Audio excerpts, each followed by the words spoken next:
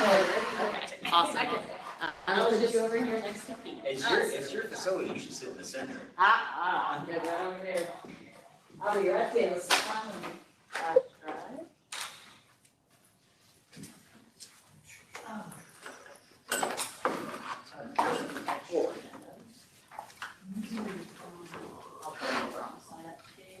You can move that. That table back. Put the packets out. Do you guys It's through want? the door, and then through the left. I made some coffee if y'all want any. Thanks. Mm. Had some for us. Trying to limit myself. I have, I've reduced my intake by about half, but I still drink way too much. You wanna move that? Yeah. I figured John Wayne and all these guys that lived all these years, drinking coffee, cowboys. Does anybody else want a packet? Staff. Matt, Vicky, myself. Okay. What about?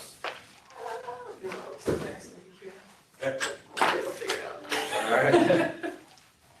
I'm gonna put Whitney Right there. right next to that.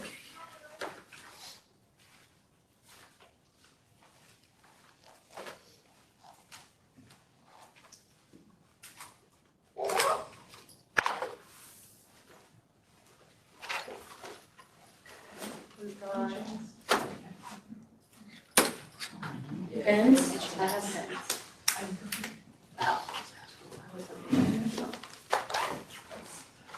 I actually just took it out of my card.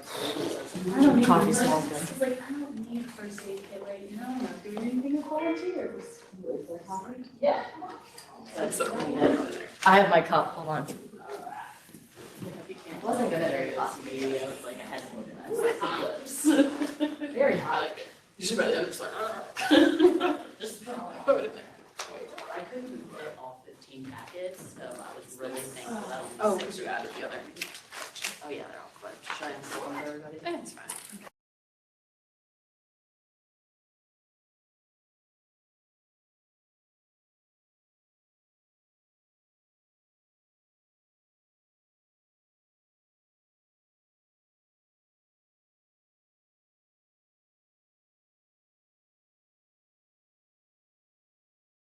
Doesn't shower.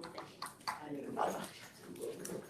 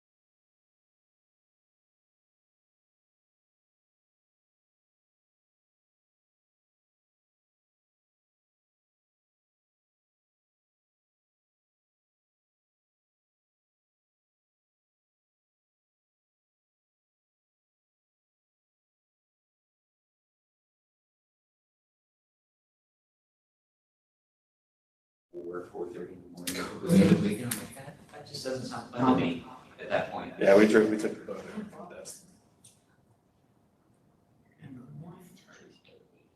Now you guys have to keep talking so she can see if she can hear us. Oh, can you hear us? Hello. Testing. Hi, Maddie. I can hear all of you guys. It's great. Perfect. I can hear you really well. Yeah. Awesome. Easiest setup ever. We're having all of our meetings here now.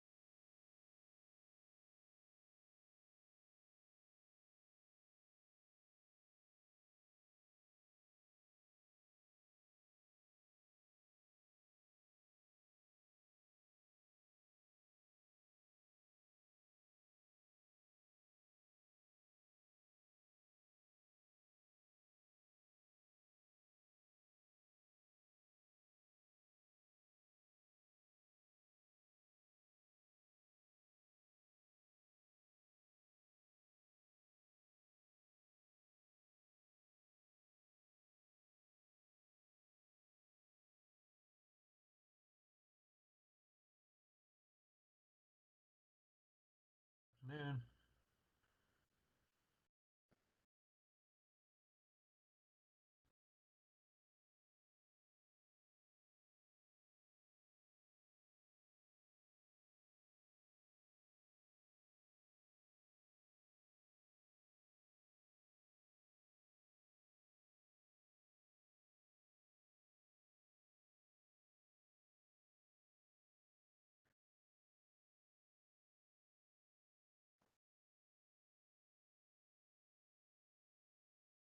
Hello, this is Commissioner Cole. All right, are we unmuted? Can you hear us, Commissioner Cole? I can now. Perfect. Welcome. Thank you. All right. Appreciate it. Is this Bender? Yes, sir, it is. Okay. How's everybody today? We're out here. Nice drive over. No, we're doing great. Thank you, sir. You doing all right? I'm doing good. I'm still nursing a woman that had knee surgery, so I didn't want to get that far off from her. So, Yeah. right, I'd be there in present. So, Yes, sir. I got your back, Bob. That's a bit scary. As we get, you know, Air Force. I guess the Navy can allow the Air Force to have her back once in a while. There you go. do we have any other policy board members on, online?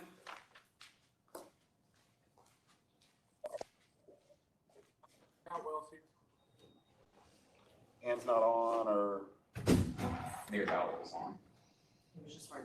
okay. So Mayor Batwell, we see that you're here. We just couldn't hear you. I think I heard an okay, but it's very, very faint on our end, so. Okay, I'm here though. He's here though. All right, I may just suggest if you have any comments, put them in the chat and they can be relayed. Okay. Councilman Hill was planning to call him as well. Okay. All right. You ready? All right, so it's 1:30. I'll call the meeting to order. Roll call. Mr. Chair Bender, Here. Vice Chair Speed, Present. Mr. Norberg. Here. Mayor Fitch, Here. Commissioner Peach. Here. Ms. Campbell, Here. Mayor Boutwell. We know he's present. We know he's here. Commissioner Cole.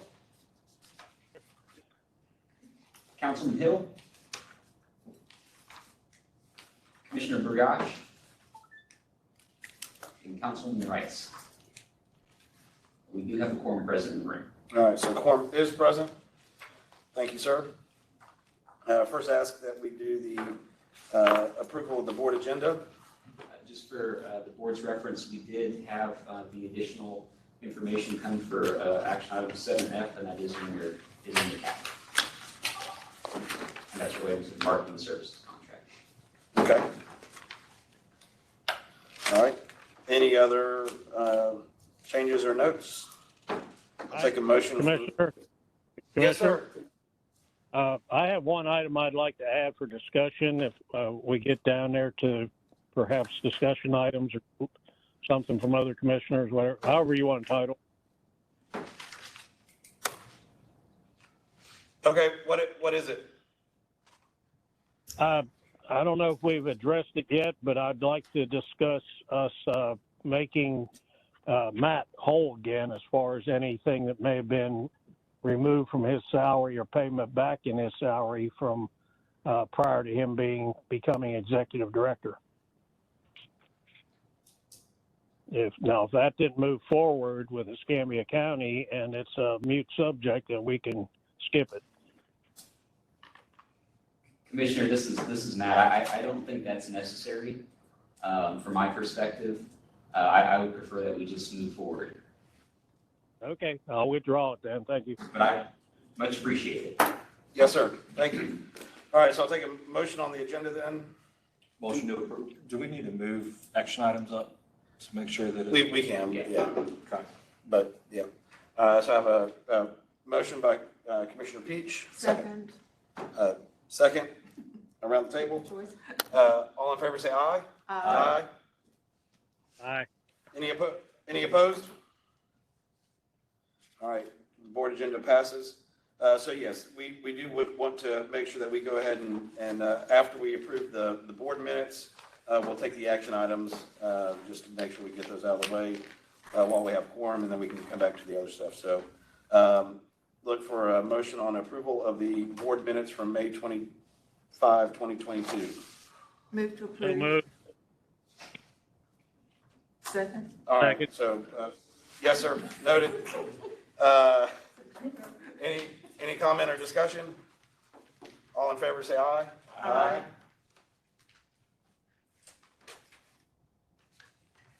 Any opposed? Motion passes unanimously. So we'll go up to the action items. 7A. All right, thank you, Mr. Chairman. 7A is regarding the approval of the FY 22-23 PPBEP operating budget. This was approved by the Finance Subcommittee last week. Just very quickly, everything for the most part is consistent with operating costs this year, with a couple of notable additions or changes. I just want to highlight those just quickly. The first is the proposed addition of a finance manager and a resilience coordinator position. As we discussed before, as we change our governance structure at the end of this year, first part of next year, having that capacity on the finance management side, the accounting management side is going to be critical to us moving forward. Those services are currently provided by Escambia County. And so we've proposed the addition of that position in this budget. And then as it relates to the resilience coordinator position, that is currently grant funded through our Resilient Florida grant program grant that we are currently working through that grant agreement. But we just wanted to make sure that was reflected in the operating budget. As we move into more of the proposed operating expenses, some of these things will be able to be front-loaded by the EPA grant, which currently is set to sunset in December of this year. So that includes supply costs, some of the fees and dues and communication aspects. There's also a few assumptions to consider in the budget as well. As it relates to our office lease, I think that's something that we're going to be working with the landlord to see if we might be able to get potentially a business sponsorship opportunity or some other mechanism to lower that operating expense line item. And then as we go to the administrative services line item, those are currently fees that we're not encumbering because those services are provided by our host agency, Escambia County. And as we merge out, those will have to be services that come online. These are placeholder budgets. Some of these feel pretty good that we'll have some of these services provided pro bono, but did want to include just a placeholder line item in here for the purposes of budget planning. The good thing is, even without local government contributions committed right now for FY23, we are currently funded operationally through at least June of 23. And again, that doesn't include proposed local government contributions or other grant opportunities that we're currently pursuing. So everything is going in the right track currently. So, sorry, when you say that we're funded through June, would that require an extension of the grant from December, or how do we? No, sir. So that's, if you look in the above revenue line items, our main EPA grant set to close in December 31st. So that covers the first 3 months of the fiscal year for operations. In addition to our EPA Trash Free Waters grant, the NOAA Community Practice Grant, the NOAA PPBEP grant that we just received, operational funds that are included in our legislative appropriation through all of those grant sources and through some of the current local government contributions that haven't been spent. That's what keeps us going through June. And then I know I believe the city of Pensacola has already indicated. I didn't know if we've heard back from any. Correct. So the city of Pensacola has committed, at least thus far, city council still has to vote of our full ask of 30,000. So I'm having those discussions with all of our other board members currently, working to get on your respective commission and council agendas for an update. Hopefully you all received that return on investment document. Hopefully that was helpful. If it wasn't, let's please sit down and we can talk about what else is needed. But I know everybody's kind of in the budgeting process currently, through July, August, and most agencies vote in September. So we'll have a much better idea at our September board meeting. But certainly want to keep the pressure on that one. And you'll probably be hearing from me when I'm back next week if I haven't heard from you already. Perfect. Okay. Did you have anything else on the budget? Any questions I could take? Okay. Any questions on the budget?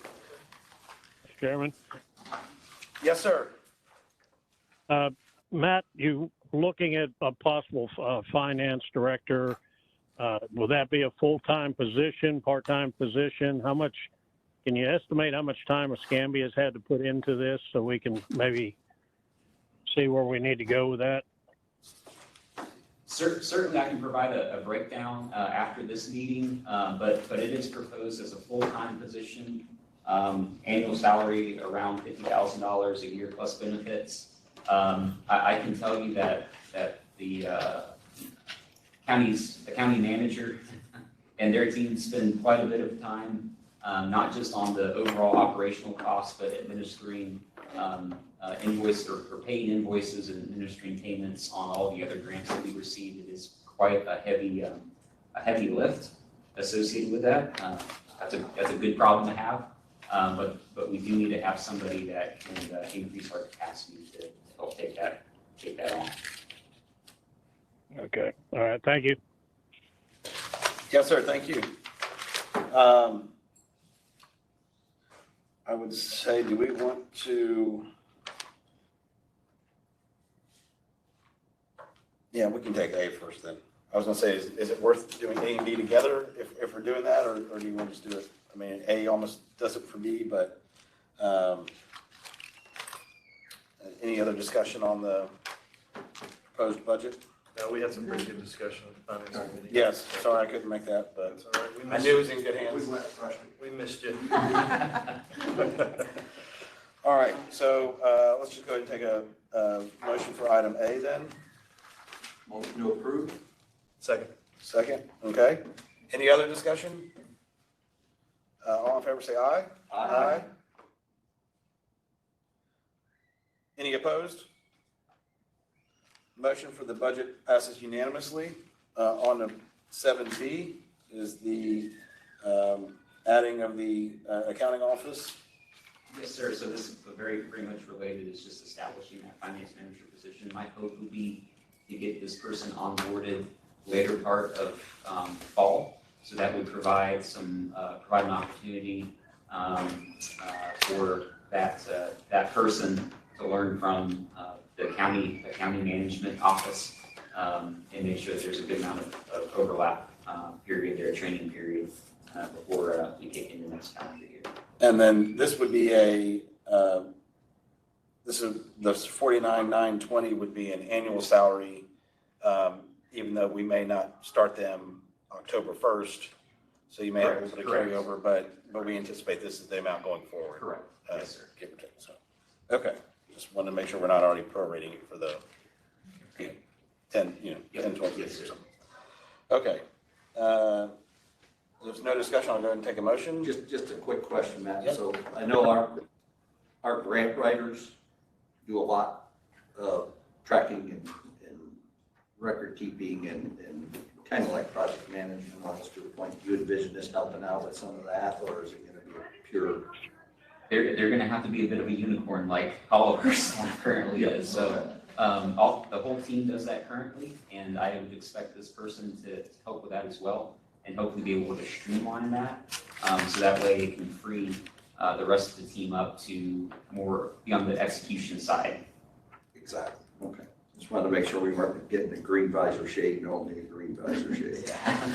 Commissioner Cole? Thank you.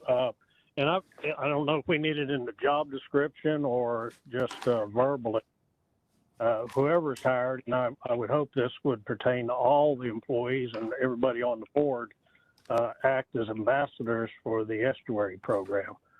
And, especially if he gets some, once he gets, caught up, gets things under control, learns the ropes, basically, part of his action should be to solicit, private industry, private, parties for getting involved in the program.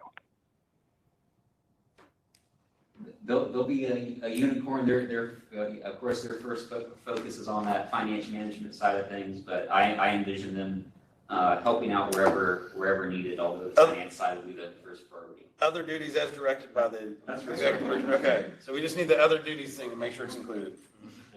There you go. But, Thank you. but yes, sir, Commissioner, and thank you. I do think that's, as you said, a bit of a unicorn in that hopefully we can find someone who is as passionate about the mission of the organization as the scientists and everybody else that would want to get involved outside of the office. So if anybody knows anybody, let us know. Okay. Any further discussion? If not, I'll take a motion. Move to approve. Second. Motion and a second to approve 7B. All in favor, say aye. Aye. Any opposed? Motion passes unanimously. 7C. Thank you. 7C is relating to approval of issuing a solicitation for accounting services. So this was also proposed in the budget that you just approved. Again, these are services that are currently provided by the Skinny County Clerk's Office in conjunction with the BCC accounting team. I've been able to get some information from some of our counterpart national estuary programs in terms of how they run their accounting services. That's where this budgeted figure came from, as well as some of the information to include in that solicitation. So much like that finance manager position, my hope would be to get that started and have it in place at some point later part of this year to provide some of that continuity. Again, it may come in less than that 30,000. Hopefully it will, especially since their services aren't necessarily required for the first 3 months of the fiscal year. Mr. Chairman? Yes, sir. Thank you. I know it's in the budget to put the 30,000 to put that to work for the accounting services. I would like to give it maybe a 30 or 45 day breather, and let's reach out to some accounting services and see if we can get them on board with doing this pro bono. And we're looking for partnerships out in the community. This would give us a good opportunity to connect with somebody that may not even be aware of the estuary program, or like our moteliers, our seafood industry, our restaurants, where they have a direct correlation to the estuary program and the betterment of our waterways. Some of these accountants, they probably like seafood too. So I think we need to reach out to some of them and see if we can get somebody on board.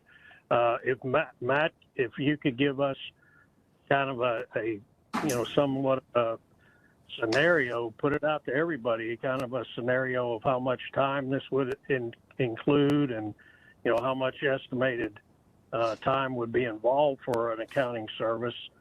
I think that's what we need to go on, and then maybe bring it back around if we can't score somewhere there. Thank you. Thank you, sir. We can certainly do that. We've got another board meeting end of August 31st, August 30th. Right.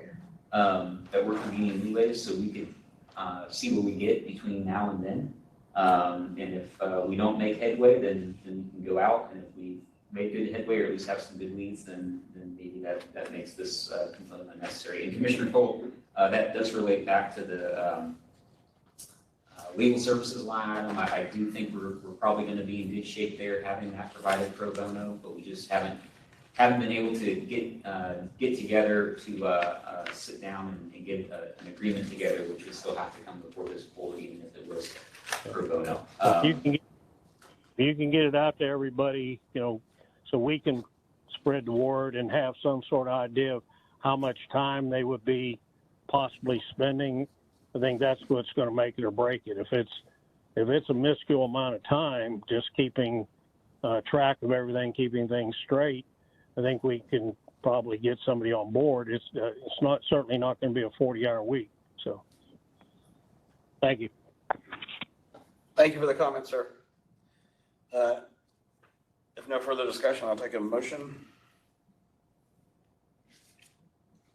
What is your feeling, Matt, as far as trying to solicit some based on this? I'm assuming you probably looked and asked around or have some contact with some others. There's certainly a number of firms through this area that would be capable. I think it's just a question of how much time it really does take, because I think there's probably a willingness to provide those services pro bono, but as Commissioner Cole is alluding to, there's probably a threshold there where it would be Exactly. untenable, and I don't know what level we're at yet. So it would really just depend on me probably sitting down talking with some representatives. Different So do you want to drop the item and bring it back while you look into, Time, basically. looking into that? Push it to the next meeting? That's fine. That's fine. Because I guess, we don't have anything on here for legal anyway, right? It isn't, there's a placeholder in the budget, but like I said, we're still working through that Right. potential pro bono, so Okay. that's what we have to put in the. So then, if we want to just drop the item and bring it back in the next time? That's fine. Okay, I'll look for that motion then. Motion to suspend to the next meeting? Perfect. Second? Second? Amy, do you have a comment? I'm I sorry. just have a question. Okay. If you were to get it approved today, how long would it take to get that set up? A fair question. So if we have to go through the county's procurement, at least that's the way it currently is, until we get our own policies and procedures in place, that can be a quite lengthy process. But we can do one of two things. We can either We could drop this for now, and I can still work in the background to put a more formal scope together.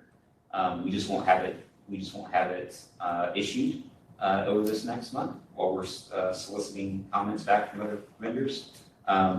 Or we can just drop everything to the August meeting and have those conversations with some of these different firms. So I believe that our procurement office is able to provide solicitations in a more timely manner. Okay. In like 2 weeks. Okay. The other thing we could do is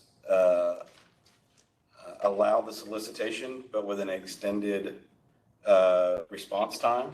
That way, if somebody wanted to respond, it gives you more time to meet with them. And if they wanted to respond, we'll do it pro bono. That would, of course, be an option. I like that. But also want to give you enough time to work that process. But I think you would also want to be careful with any blackout of it being on the street, of trying to negotiate that with someone when it's out there. So, I think probably what's best is if the board's willing to go ahead and approve it this afternoon. And again, you can still have those conversations in terms of if anybody's willing to do this pro bono. And then I won't move forward on the procurement side until we get a better feeling from. So maybe I can make an amendment to the motion. I'd say we can go ahead and approve it, but then also give you direction to try to exhaust avenues prior to it being on the street, which would then also allow us to do that prior to our next meeting. And then I think we avoid the blackout and anything like that. So it doesn't tie your hands, but it gives you some leeway and direction. Perfect. So amended. I'll So support. amended. Everybody get all that? Yeah, I got it. Okay. Commissioner Gold, do you have a comment? I'll support that idea. Okay. So to restate the motion, it's to approve the solicitation for accounting services, that we can go ahead and get it in the queue, but allow Matt or staff to work with other divisions or businesses to see if there's any pro bono or sponsorship opportunities. And then if those are exhausted, then allow it to go out for procurement. Okay, any other discussion? All in favor, say aye. Aye. Any opposed? Motion passes unanimously. Thank you, guys. Good discussion. All right, so 7D, I think it's important to make sure that, I think although as this is a worthwhile trip, it's important to make sure that we have approval from the board for conferences or just travel, things like that. If it's, of course, hopefully we can maybe pass a scheduled or an annual thing. But when certain trips like this pop up, that I think it's just important to make sure that we have the proper authority, and he's been given the authority to do it. So if we didn't have a few things going on this week, I was going to try to make this one, but especially with Mayor Robinson, seeing he's not a board member, we wouldn't have any sunshine violations on that, but possibility that we may have another one in the future, seeing how this goes this week. So, I think it's important for us to be able to go up and lobby to have us under a National National Rate Program designate. Huh? Educate. Okay, yes, educate. Sorry. These are the county funds, right? But yes, to go up and have discussions about that. So if there's no further discussion, I'll take a motion on that then. Motion approved. Move for approval. Thank you. All in favor, say aye. Aye. Any opposed? Motion passes unanimously. We do have county funds, so. Yes. Unrestricted. Okay, 7E. 7E is related to professional development reimbursement for myself. I was very fortunate to be accepted into the University of Florida's Natural Resources Leadership Institute program, which is really focused on providing leadership training related to natural resources management. I've gone ahead and paid this personally, but we do have a fairly hefty professional development budget in the EPA grant line item. So it's just requesting approval of reimbursement. Regardless, I still plan to pursue it even if that doesn't carry through. Okay, and like the last item, there's some travel involved? Yes. What do you think the travel impact would be for that? Because I'd actually like to just go ahead and throw that in on this if we can. Right. Yeah. So accommodations are all included in the professional development fee. The only thing that's not covered is the transportation costs. Most of those locations I can drive to. There's probably one or two that are close to down Miami. That's probably wherever I get to fly. So I would probably say it's no more than $2,500 for the whole program. Okay. Everybody agree on that? All right. Move for approval. All right, the motion to approve, and that would be with the amended authorizing travel as well. Up to $2,500 for now, and if it seems like going more than that, then. And just related to your previous comment, we will bring, ideally in the September board meeting, that proposed calendar of travel in terms of anticipated conferences, meetings, et cetera. Of course, things will always pop up. Sure. We'll deal with that however we have to, but we'll at least be sure that the board approves that overall travel. Perfect. All right. Did you include those travel costs in the travel estimate? Or the travel for this, was it not included in your original travel estimate? It was. So you would not want to lump it in under developmental, you know what I'm saying, like? Right, yeah, I don't think we're necessarily saying that it's coming out of this pot, but just to make sure that his travel is approved for reimbursement if that's included. So, All right, so we have a motion to approve the $4,500 reimbursement to Matt for the program, plus $2,500 in travel fees for the program. We have a motion, we need a second. Second. Second by Mayor Fitch. Any further discussion? All in favor, say aye. Any opposed? Motion passes unanimously. All right, 7F. Yes, sir, thank you. So this may look somewhat familiar to the board. The board initially approved the marketing services contract back in the May meeting. Of course, again, the program is still hosted by Escambia County, although those contractual agreements still have to be approved by the Escambia County Commission. Unfortunately, it was not approved. The reasoning really being desire to attract more responses. We received only 2 for the first go around. So there was direction from the BCC to resource that in an attempt to attract more leaders. Escambia County's purchasing office did turn that around very quickly within a 2-week period. And we've been on an accelerated schedule. We received 3 responses. We held our discussion ranking meeting last Friday, and we held our first negotiation meeting this morning and came to an agreement on scope, fee, and schedule that is attached probably in the back of your packet as an addition. This is the same firm and same fee as what was previously approved back in May. There's a few minor changes to the scope as a whole, but again, firm fee and overall intent remain the same.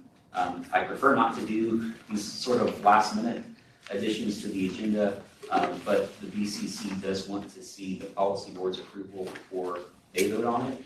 And since our next meeting wouldn't be until August, it was pressing to get this to you all today. And we have a meeting next week that we could add this to as well, if that's. I would be fine with that. Yeah, that'd be great. And just for reference, the selection committee for that was comprised of Logan and myself, in addition to Macy Doler with Santa Rosa County, Carrie Stevenson with Escambia Extension Office, and Samantha Bullock with Escambia County's Natural Resources Department. So we did try to diversify that selection committee. Perfect. I appreciate that. That we had. So, okay, does anyone need a moment to review the, and I don't, Commissioner Cole, can we get this sent to Commissioner Cole? Do we have a hard copy, a soft copy you can send him real quick? We can do that. I'm looking at what I think is the right page here. Or is this something new you've added today? Oh, actually, yeah, so it's on the screen. There you go, There it perfect. Thank you. If I'm on the correct item, it's D, approval of agreement with, no, wrong one. Yeah, for marketing services. Yes, sir. Yes. So this is item 7F, and we have a motion to approve the marketing services as presented. Okay, Second. I'm good. Okay. All right, we have you making the motion and Mayor Finch seconding it then. All right, any further discussion? All right, all in favor say aye. Aye. Any opposed? Motion passes unanimously. All right, 7G. All right, last action item is related to the approval of the community grant selection process. You saw this last year. There's not a ton of changes, but there was some changes in terms of making sure that the selection criteria is more consistent with the goals and priorities of the draft CCMP. We've also made sure to add some specific language to make sure potential applicants don't lobby selection committee members or board members. We try to keep this as a clean and fair process as possible.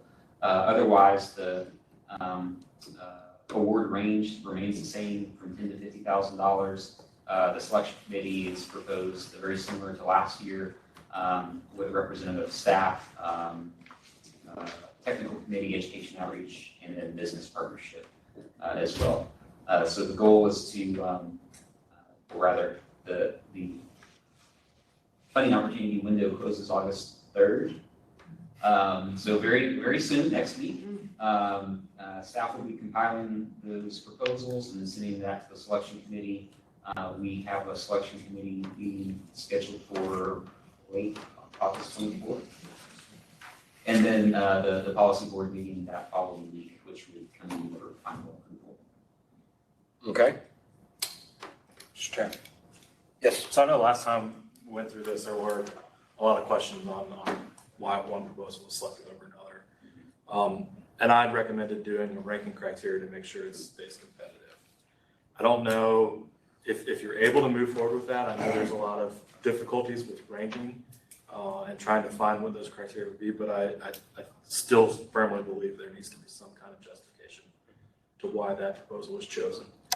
And in the event that we run into an issue like we did last year where there was some concern about one proposal or another, or didn't have the ability, whether it was additional signage that wasn't, the commission was trying to step away from, that there's alternatives that are right in line and not picking and choosing out of a hat at that point. So, and I'm willing to work with you guys to try to set that up if you'd like, but I'd at least like to see that. There is a ranking criteria in place, and I agree it's important. I think from the committee's perspective, they'd also like to maintain some flexibility to make sure, say, all the highest ranking proposals are right in downtown Pensacola to kind of balance the geographic spread of the projects as well as the different types of projects. So they're not all outreach or all research, but there's balance in that as well. Great. Yeah, I support that approach. So, I know that we have some proposed categories. Are we looking to, make sure we have either certain things that are, almost bucket those proposals for, community science or I guess looking at what we're trying to accomplish. I mean, is there where we would have some funds that we want to make sure that we get a project that's in this bucket. We make sure we get a project that's in this bucket. Not saying that it would all be signage or something like that, but awareness. I mean, I think we actually want to see some science going on and improvements, and maybe not just education. So, is there going to be a ranking order within that, or I mean, I don't see anything, but again, we do have the proposed categories. Are we looking for one from each? But with looks like 7 of them, that may not be able to do one from each, and then also you bump out a really good second project. So it's I mean, I know we probably account for some of that in the selection criteria. Community impact, the watershed impact, the alignment with the CCMP. But on the other end, there may be a good project that doesn't necessarily meet those either. So I don't know if we want to try to group them a little bit in like and kind, and then that way, if there is an issue with one, you have, the second option that is maybe similar in nature, and we aren't all of a sudden going to a completely opposite type of initiative. It's not something we currently have in place aside from the committee kind of holistically looking at that. We haven't assigned buckets in the past. It could be potentially challenging just based on the fact that there's such a wide range of funds they can apply for. So the number of projects we get might be, that we actually fund kind of up to how many people apply and how much they ask for, if they're all. So they can even be broad, like technical and educational, right? Okay. And I think, I mean, I'm not trying to, like I said, I'm not trying to pigeonhole you to the 7 categories or something like that, but. I think we can incorporate that as guidance to the selection process. Okay. It doesn't pigeonhole us into a specific dollar amount assigned to these different groups. Because the bigger thing for us is probably the biggest priority is how does it further the actions of the CCP. Right. So that's what we're going to be looking at in addition to geographic spread, in addition to breaking out by these different project types. All right. So do we think we can adopt those into the, okay. So then any further discussion? That, I'm assuming that just includes the shovel-ready would be part, is that part of the same thing? So that would be part of the ranking as well, I guess. Correct. I believe that does factor in. It's up at the top of the same page. Yeah, I would consider that within the rubric we have under the end of the project approach, so if it's really executable in that timeframe. Okay, yes, that's what I was wondering. Okay, thank you. And I would also say that I agree with not being lobbied.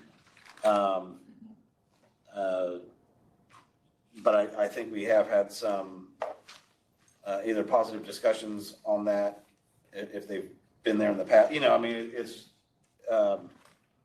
so I would want to make sure that we have an opportunity for if either a grievance set up or for anybody to be able to come present in front of the board on the day that we look to make those. Because I think we have had that happen once or twice before. So it's, again, I think personally for me, I may not have been contacted, but I see a project that I think that might be better suited. I'm not trying to discount the job that the selection committee's done, but I think we have landed there before as well. And so just pointing out that I want to make sure that the applicants are aware of it, because it can happen. And usually my answer is, I'm sorry, I can't talk about this right now, but Certainly all these meetings are open forum, so, it's not like a group could be excluded from that. perfect. From that setting. Well, last year, I think kind of supporting that is, there was that question of, well, if we went back to this applicant with a different idea, can they modify it here, can they modify it there? That just was a delay in the process. So I think having those people attend virtually or in person, once they know that they are, being selected, would help. And I think one of that was with the parking lot in Santa Rosa. The Butterfly House. The Butterfly House, where we sort of kind of just offer impervious surfaces, but anyway, okay.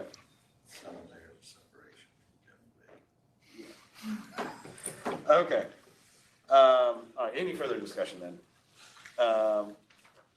Then I'll take a motion on that as well. Motion to approve. Motion to approve. Second. Second. All in favor, say aye. Aye. Aye. Any opposed? All right, motion passes unanimously. So that concludes our action items then. Mr. Yes, sir, Chairman? Commissioner Cole. Thank you. Before we go to staff updates, may I make a brief comment, please, sir? Yes, sir. Thank you. Last week, Commissioner Wright was able to attend NACO in Colorado on my behalf and presented the resolution that we have on the floor for the proposal for us to become a National Estuary Council. And that proposal was accepted, the resolution was accepted by over 50 members with only one abstention and one opposed. So it passed with a pretty strong voice, and I'm hoping that it will now become policy for NACO to run that up the hill. Woody, I hope your federal representation there is continuing to support this. I know our senators are. Thank you very much. Gator, support on that. Thanks, Commissioner. Yep, we're hard at work at that right now, as we speak. There you go. Yes. Thank Yes, sir. Thank you. All right, staff updates. All right, I will try to be brief. The finance subcommittee did meet last week. Those expenditure reports are in your backup. I had a big conversation with Ashley before the meeting. I think in future meetings, we're going to try to do more of a summary page for the board in terms of budgeted versus actual expenditures, so it's a bit easier to track for everybody in the future. It's good to have this level of detail, but just from a high level, that makes total sense to include. So we'll be sure to do that in the future.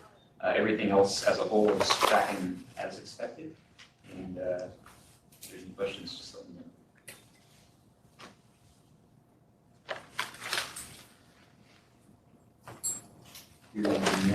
Yeah, so I was gonna say, looking through, I saw there was like a allergy medicine. I didn't know if I'm not trying to nitpick, but I'm just, No, there's certain things that show up on the coding that may raise some eyebrows. Things like that are for the first aid kit for when we're out in the field. Benadryl. Yeah. Yeah. Loss. We've had Okay. that happen. and that's what I wanted to see, because sometimes allergy medicine doesn't, but I think Benadryl or something like that with like poison ivy probably could, so, just why I was asking, just wanted to say, but, Commissioner Bender, we just went through a program review and went through these and looked at the same things that you're looking okay.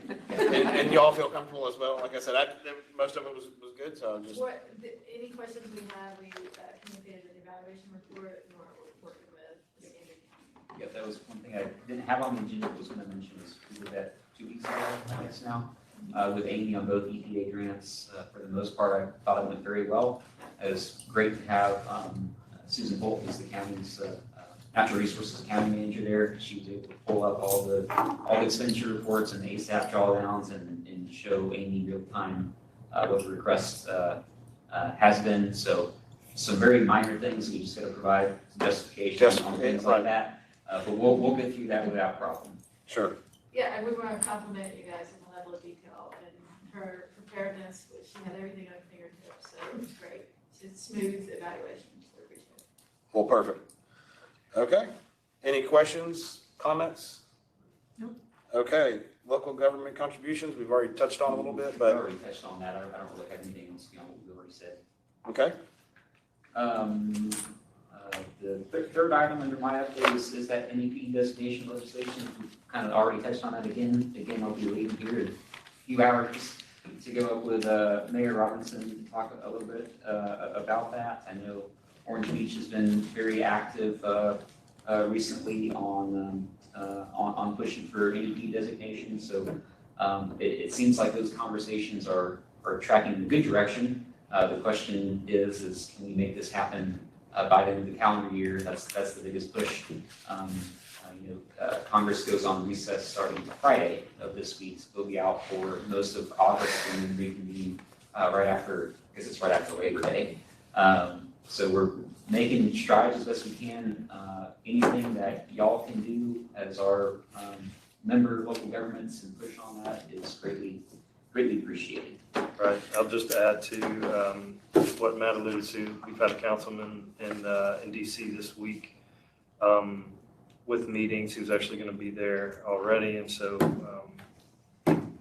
he was able to schedule a couple meetings, but we're looking at trying to line up travel next go around as well. So hopefully we can be present there when we go up. And I had the same discussions with some of them when we were up for NACO in January, February. And so I know it's something we're pushing for.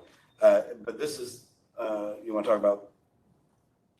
That's for the community grant. For community grants. So this is, okay, sorry. It looks familiar with the. It's close. But, we talked about it outside beforehand. I would say that I value the partnership and the support from Orange Beach and Baldwin County. And I know that, we've tried to be involved over here. I think we had a reading program at a library that we just concluded. And I think that's somewhat almost led us here today to be in Foley for the meeting. I know we've done Orange Beach has been very accommodating for some of our meetings. And we want to continue to build on that, knowing that it impacts all of our waterways and our neighbors.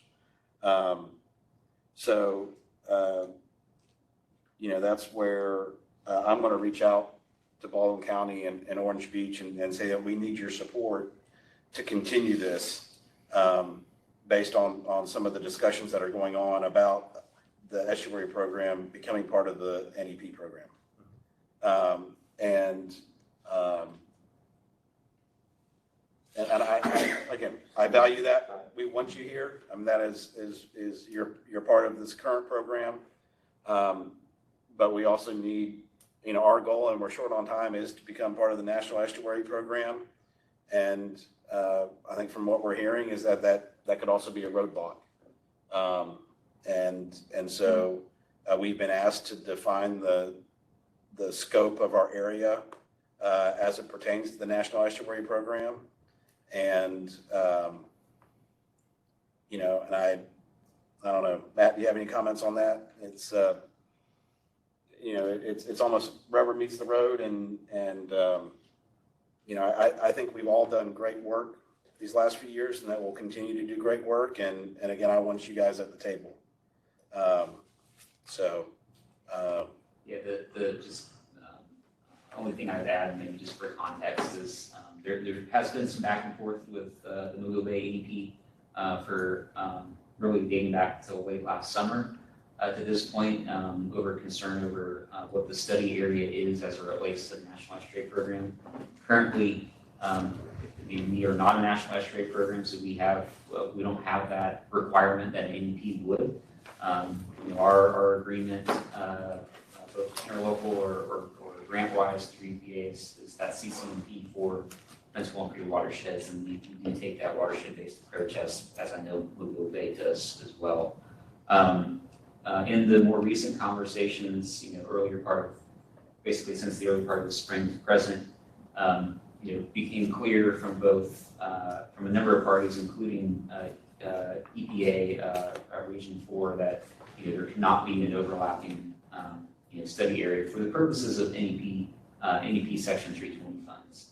And so the proposed change to that has been to make sure that for that NEP study area, there is not that overlap, but yet it still provides us the flexibility or the ability to continue to have City of Orange Beach and Baldwin County party to the interlocal agreement and continue to work together, whether with those agencies or with the AEP or with TNC or whoever it may be, on good faith efforts to improve the conditions in Prito River and Prito Bay.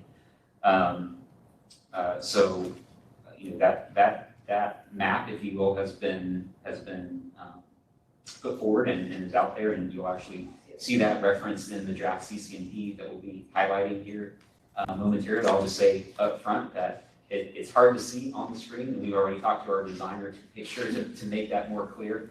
But yeah, I'd just say, kind of wrapping up, and I think where Commissioner Bender is going with this is it really is going to take that support from Florida and Alabama to make the national designation happen. So whatever we can do to make sure everybody is good to go and comfortable with that, we definitely want to make sure that happens. And that's my perspective as staff. So Sure. Amy, you want to? Well, and you're going to be meeting with our counterparts in DC this week as well. Correct. We have a branch chief, Jeff Lerner, who's over the National Estuary Program. And not only our Region 4 office, but the Gulf of Mexico office, which I represent, as well as the DC office. We've all spoken with Matt and with Mobile Bay AEP. We've encouraged the two programs to develop a MOU, which we have, at least the Pensacola PO and Mobile Bay have initiated. EPA would like to see that to be developed and help guide the work that's done in the Prudhoe watershed. But yes, we appreciate the willingness to work with Mobile Bay to be on the study area, and the hard work that you guys have put into getting this application put forward. So I'm grateful that he's willing to go up there and meet with our new guy. He's the new branch chief in DC, so it's a good time to kind of get him an update on where we are with this program. And I think one thing that I did hear from him, though, is that the EPA and the National Estuary Program say the study areas cannot overlap. That was the direction that came out of that last call, right? Okay. Is that the Association of National Estuary Programs put together a policy, and that was developed with the executive directors of all the current national estuary programs, that they would not want any new programs to have overlapping study areas. Is that the case with any other programs now? Depends on who you ask. Because I don't want it to, I don't think it's fair for us to be subjected to some new rule if existing programs are not subjected to the Well, same. and I will separate the Association of National Estuary Programs from EPA. Mhm. But that was the policy that was developed by the current executive directors Of NEPs. of it. And that's a recent development, That correct? was a recent development. I mean, that was related, you know. Yeah, at- understood. Around the same time. And so, while we're talking about it, from the city's perspective, we have no plans to roll back our efforts. I wouldn't have had discussions with our councilman when he was going to DC. You know, we're not taking the foot off the gas. We recognize, I had a conversation with the mayor today. He recognizes the importance of the program, and he wants to do everything he can to make that happen, to make national designation happen. So we're in. And I appreciate that. And like I said, we already have I think a great working relationship with y'all with our TPO, the Florida Alabama TPO. And I think to really, it's just tough being on the far western end of the state that says we can't, but we've got to reach out to y'all because you're our other neighbor, and I'm glad of the relationships that we have. But I'd say that it seems that in the case of if we can't, and I don't know how we would appeal that or look into that, if we can't include you in the study area, it just means the funds associated with the NEP couldn't be used for that, but that we still wouldn't continue to work with y'all. And I think we could still have an MOU with that. It just wouldn't be in the NEP level. Well, and, you know, we're looking at grants right now that are going to be used across the watershed, you know, that we don't have boundaries. I mean, you know, so there's opportunities. The study area goes along with the funding that's funded under Section 320. So it's part of, if you consider like a grant work plan, if you consider the boundaries of that grant. So again, with that being said, you all have been our partner these last 4 years. I don't want to use y'all to help us get somewhere and then drop you off. So I'd say that is my belief, that it's truly been a partnership, and we've appreciated you all being at the table. And I hope to find a way we can continue that. And I think we would do what we can if we still had to operate within the NEP guidelines to have you here. You know, I know it somewhat goes into the next item of us getting an opinion from the Attorney General's office. Because to have a special district, you know, we're still trying to figure out a special district that involves 2 states. And so, like I said, we're willing to put in the work to continue this. If there's anybody else to add anything. Not related to that, but I'm gonna put Matt on the spot because we're in the season of elevator speeches. So when someone comes up to one of us and goes, well, why should we become an NEP? Isn't that just the feds reaching in and taking more control? So give us your 30-second speech on the benefits of being an NEP. I should have it ready because I'm going to. Let's get this on the record. He was hoping he had a plane ride up there to work on it. I mean, the biggest thing is, these are non-regulatory programs, even becoming a national estuary program. So what this does, even though it's congressionally authorized, is it provides the financial resources to local agencies to help implement priority projects, be it water quality, habitat restoration, community resilience, quality of life. So what it opens up the door or the avenue for funding opportunities that we may not otherwise have been eligible for, or it puts us more at the top of that priority list, much like the 28 EDPs around the country have had for the last 25, 30 years or so. Perfect. 41 seconds. You got a plane ride to Java. All right. We have this recorded, so if you need. Thank you.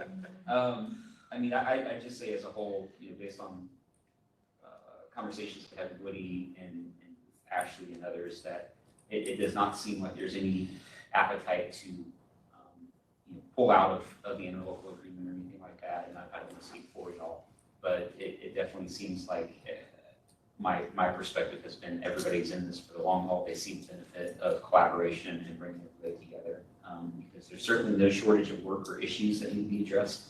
And the best way to achieve that is through that collaborative effort. And just two things to add on to that. One, you sent the story out last night that the administration announced $132 million for EPA's National Estuary Program from the bipartisan infrastructure law. So there is funding that comes to that. And I would say, again, for my part, as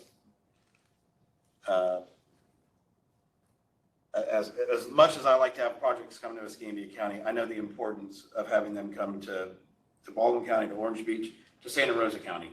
I want to make the pie bigger. I want all, raise all tides and ships, and of course I advocate for Escambia County, but I don't want to do it at the detriment of our neighbors. And I think that is the partnership that we have worked to create. And I hope to continue that. I'd like to say something on behalf of the commissioners. We've had a long-standing relationship with the National Estuary Program in Baldwin County, and millions of dollars have been brought to Baldwin County through that program. And we've been on this board since 19. And I think EPA and the federal government needs to address this and make that decision. I don't think it's fair to put Orange Beach or Baldwin County in the position of saying, Which one? we have to choose, because the return on investment right now, the National Estuary Program has spent millions of dollars in Baldwin County. And what's been spent by the PPBEP, we've had some staff time over here and different things, but so I think it puts it on EPA. This MOU has been back and forth, and it just needs to be resolved. And if someone has to pick or choose, that's just gonna put someone in a bad spot. And the government is the one that created the programs. Y'all need to figure out how to make sure we follow the rules. So that's, and we would rely on EPA to make sure that the efforts are complementing, protecting, but not overlapping. Because you know as well as I do, you can't count what we do here and count it over there. You can't. We count beans our whole life, haven't we? Well, and the direction we've communicated to both programs at this point is for the purposes of an application for Section 320, that the boundary be drawn on the Florida line. But again, that is for the Section 320 grant and the work plan that's associated with that grant.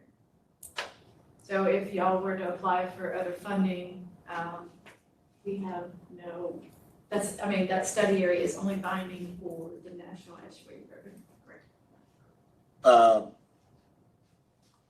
Given that, is there the possibility that we can make changes to the recent amendment and policies, I guess, once we got in?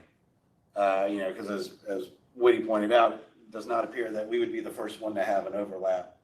And again, we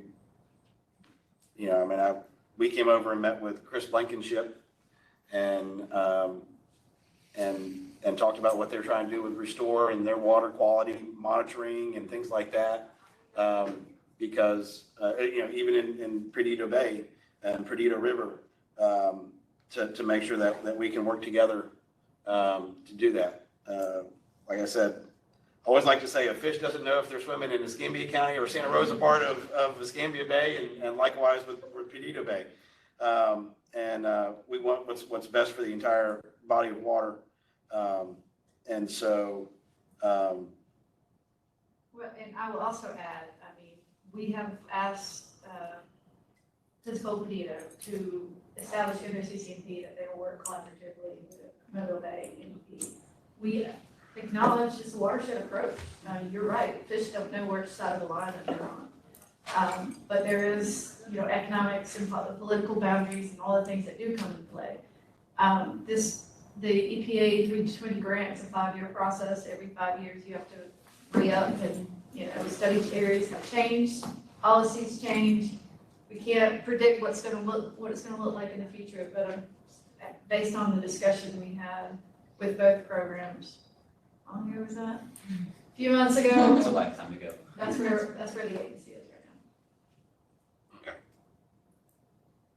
now. We're gonna keep on it. Okay, I'm looking at the clock, I've got 26 minutes. Okay. All right, thank you for that discussion. So the government structure, as I mentioned, the Escambia County Board voted last week to to request an opinion from the Attorney General on the special district. Matt, do you have any updates on, I mean, not any updates, but any comments on that? No, we're keeping tabs on that, and hopefully we'll get a response sooner rather than later, but that can take some time.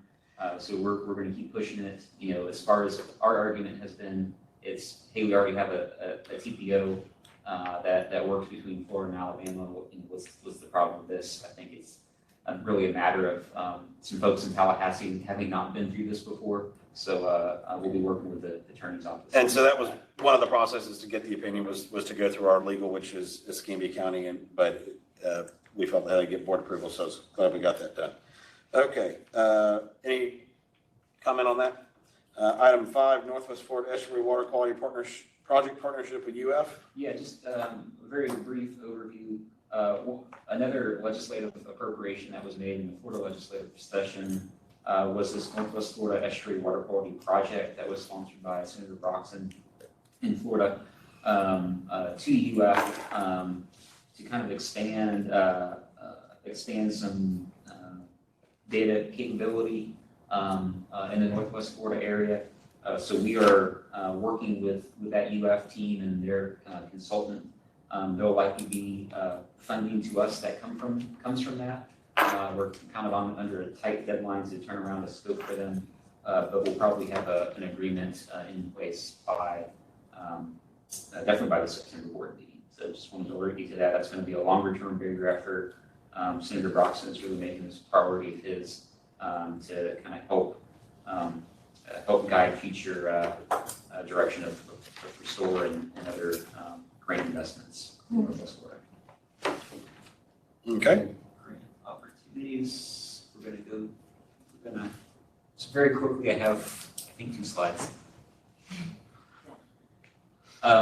Just wanted to recap, we haven't put all this in one place to date. We're currently working on a number of different grant opportunities, and so I wanted to recap just briefly 2 that have been awarded, but grant agreements are not yet in place. You've seen the first one before, the FDEP Resilient Florida grant in the amount of $675,000 to develop a compound flood model and adaptation strategy that will look or go across all the local governments, at least in the Florida side. And like to see if we can extend that to our Alabama friends, but because of the originator of these sources, it's going to have to primarily focus on Florida. But that will be a great resource, a tool that each of the local government planning and zoning staff and engineering staff will be able to use in terms of their capital improvement project development and planning decisions.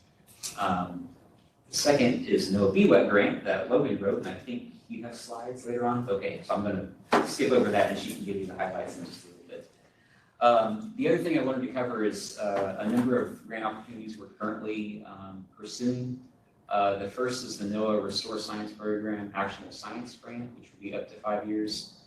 If successful, this would build on the existing work and partnership we have with the University of New Orleans that's looking at seagrass genetics and restoration in the Principal Bay system. We're working on the LOI currently. We're actually having a meeting about it tomorrow. But we had a workshop that I think we updated y'all on last meeting talking about, we kind of gathered all the seagrass experts in our area plus other parts of Florida. And we kind of came up with some good steps forward on developing products that would be useful on a day-to-day basis for natural resource managers, because the whole reason to do this is to make it actionable. So we're coming up with kind of a stepwise progress for this next round of funds, which would actually implement those steps. So filling more data gaps and implementing a strategic plan for restoring seagrass in our area. So stay tuned for more. The second NOAA opportunity that we're currently working with two different teams on is the NOAA Infrastructure Investment and Jobs Act. The TNC Alabama chapter is leading a proposal for the Perdido system, which we intend to partner with them on. And so the primary focus of that is on the Perdido Islands project in the city of Orange Beach that they've been working on for the last couple of years or so. In addition to funding a living shoreline cost share program. By the end of this fall, we will have a living shoreline suitability model wrapped up for Perdido and Pensacola Bays in their entirety. Troy University has been tackling that, and one of the barriers that's been identified is actually being able to incentivize these sorts of green infrastructure or nature-based solutions. So looking to focus on that both in Perdido and in Pensacola Bay.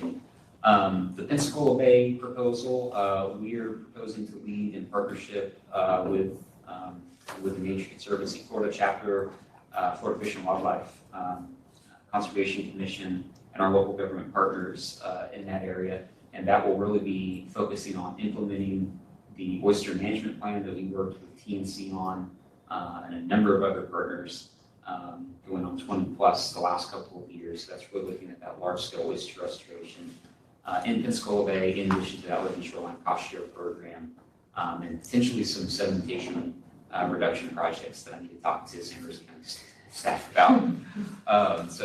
That funding opportunity is really looking at that watershed based approach, factoring in a number of different components. And then the last funding opportunity that submittals were made for is FDEP's Restore Pot 2 3B funded priorities list opportunity. So we worked with the city of County and the city of Pensacola on a proposal for the Carpenter Creek restoration design. It's been a long-term effort that the county's been leading on developing a management plan for the creek and the bayou. And that's just now starting to wrap up. So everybody's looking to implement those priority projects. And then the last proposal is a comprehensive sedimentation study. One of the big things that was identified in the stakeholder engagement process when developing the CCP is the issue of sedimentation of watersheds. So the goal with this would be to build on work that DEP is actually already doing in the Pensacola system through a unpaved roads assessment, expand that to Perdido, and then also look at Foley Stream Bank collapse, stormwater inputs in terms of sedimentation relating to those base systems. You see? Okay. Sure is. Yeah. Do you want to talk about this one? Sure. The city of Orange Beach is the lead on this one, but it's NIFWIF Hurricane Response Marine Debris Removal Fund. So they approached us to partner for some education and outreach opportunity for this specifically, but it will be focused on removal of large marine debris from Hurricane Sally, which was back in 2020. And this would include docks, seawalls, and vessels. So I think they have already really identified a lot of these large marine debris that need to be removed. And this would be in addition to Philip's ongoing program that he already has up and going, but to really continue that and provide some more funding for that removal. And then it would also include restoration of coastal habitat. And then we would come in and lead a community outreach campaign and volunteer events, specifically, I think, around the Coastal Arts Center area. So to be determined. So I'd say this is great. I know that the state of Florida has issues with that as well, and they've sort of tried to stand up a program where they get contractors to come in and just clean up everything, that we're starting to roll out, I think through the state. Usually we have to do it locally and try to get reimbursed, but we do have an issue in Escambia County, and I know Santa Rosa County, same thing. So I think there's still some boats out there from Ivan that you know, but I think it's on land. But no, great opportunity for you all. Hey, just real quick, I know Matt's trying to get to DC. I want to go ahead and take this item 6 discussion item for the CCMP, the draft CCMP, if we can, just so that we make sure we have a healthy discussion on that if we need one. Sure. So Whitney is going to be leading through this presentation, and really the full document's going to be 200 plus pages. We're not going to go through all 200 plus pages Thank you. this afternoon, but she's going to talk about some of the highlights that you'll expect to see in the draft that will come out later this week. Yes. This is kind of a highlight, and just wanted to go over the sections that you can expect to see. We're really excited that it's finally in a visual format. It really doesn't even feel real because we're still, of course, behind the scenes finishing up all the finalizing touches to put on it, to have it open for public comment in the next week or so. So we are coming in fast to the closing point, so we're really excited. Just wanted to give you a sneak peek of some of the visuals that we've been working with our designers to make. I know some of you might have seen this at the technical committee yesterday, but right now this is, of course, the title page entitled A Prescription for Healthy Bays. And then the next couple pages will kind of just page through, and I'll give a little bit of insight on what kind of information is going to be in each of these sections. So the introduction will be a review of the history of the program, so how we started, our predecessor Bark, and really all of the things leading up to where we are now in 2022. And so, of course, reviewing our mission statement, the management conference, and how we're structured. So we have a diagram here of the structure of the community stakeholders, feeding into our committees and our programs, which lead, to us, and then we funnel it back into policy board. So we wanted to make that visual for people so people understand kind of all the dynamics, including staff. We have, a big management conference, so it's good to have that there. And then, of course, our staff partnerships, and then really giving an overview of all the amazing outreach opportunities that we've had with all of our stakeholders. So we have a whole section devoted to Voices of the Bays, which is really important because that's kind of how we got to this point in completing our CCMP. It wouldn't have been without all of the input that we've received from community stakeholders and our committees. So that will be, talking about the road to how we've gotten to this point, which I think is really important to highlight. Highlighting the responses that we got to the community values survey that we did in 2020 and 2021. And as you can see here, the map, it's really hard to see because it's kind of small. But as Commissioner Bender was indicating, we have that NEP boundary dotted line, which we're going to make a bit more pronounced, and have that, we have content text on the left-hand side as well to describe that. But we wanted to obviously include both full watershed extents and then actually having an outline of our study area. So we will have that we had a separate map, but figured it would be nice to include it here as well in a combined form. So we're working on kind of putting final touches on that.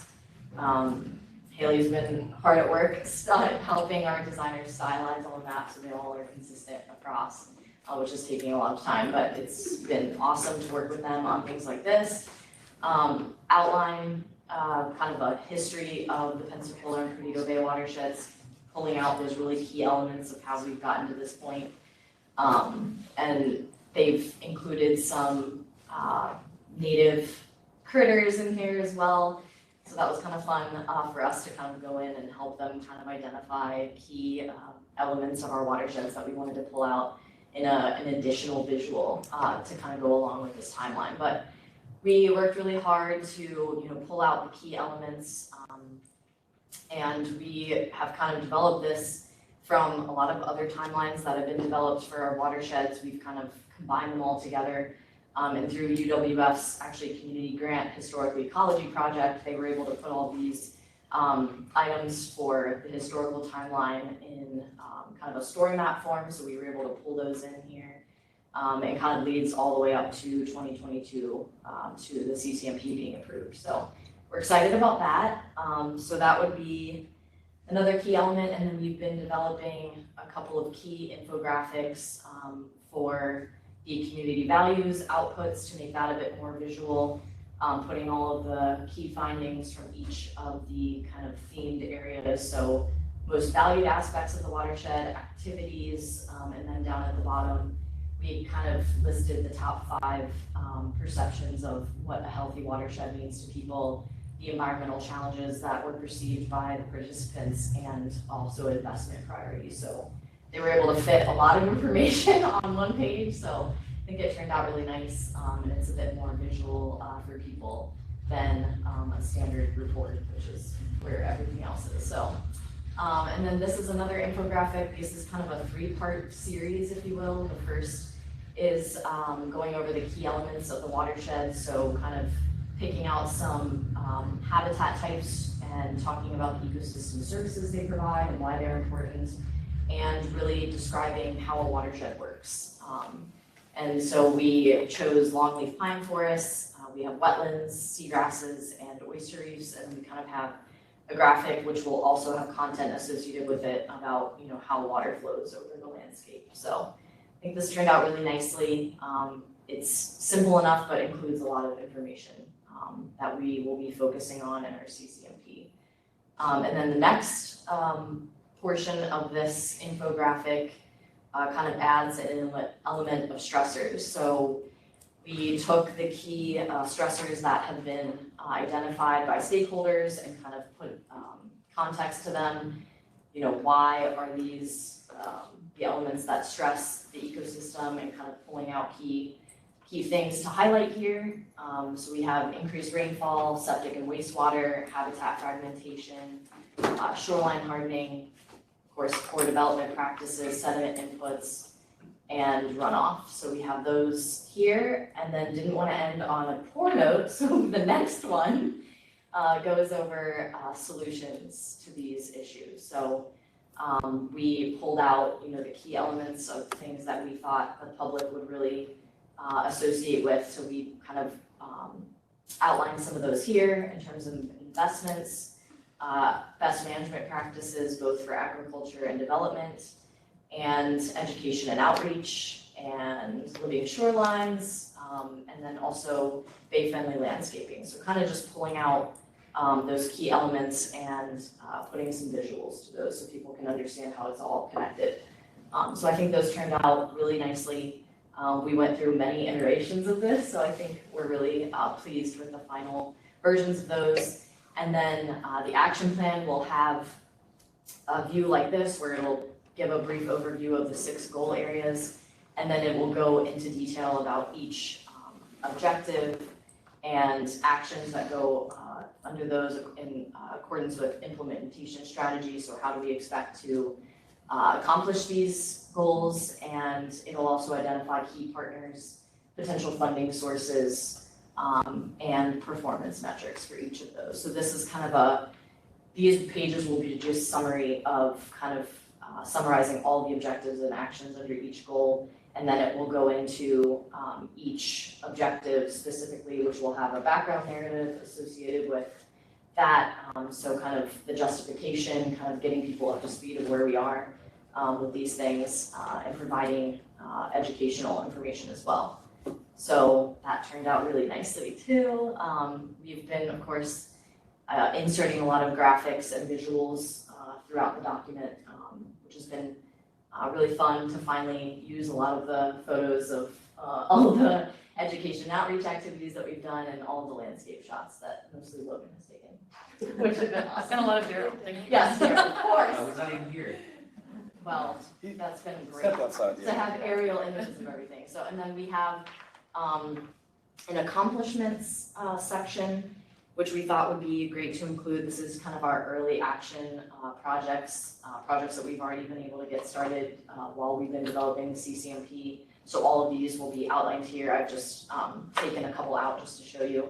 For the seagrass monitoring that will happen this fall, and the trash free waters project, which of course Emerson has been great at getting all the volunteers together, and we are almost hit a year of litter boom monitoring. So we'll have a workshop, which we'll talk about I think later, give us save the date for that. So kind of just wanted to give an overview, and we expect to have this out for public comment really soon. We're kind of working on that last draft, and we will be developing a survey form for people to fill out to be able to provide comment.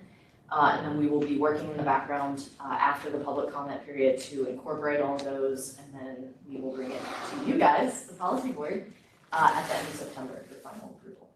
So we are on target, working fast. This is amazing. I love all that artwork that tells a story along with the writing. And it's beautiful. It's great. So what, and you're still working on it? Yeah, so our designers, we've kind of gone through 3 iterations now, the final draft. Like Matt said, it's over 200 pages, so we kind of take it a section at a time, but we're really close. We're towards the end of kind of getting the final graphics inserted, but all the content is there, so it's awesome, it's really close. We hope you read it cover to cover. Oh, yeah, I'm sure. definitely. Every night. Yep. All right, well, good job, looks good. Can't wait to see the final product. Yeah. All right, any other comments? Okay. So if we want to go back to our technical update then? Matt, you got 5 minutes left? Yeah. Recording words. Keep on keeping on. Alright. It does look like there's still a lot of traffic on I-10 eastbound, I will do that. so anyway.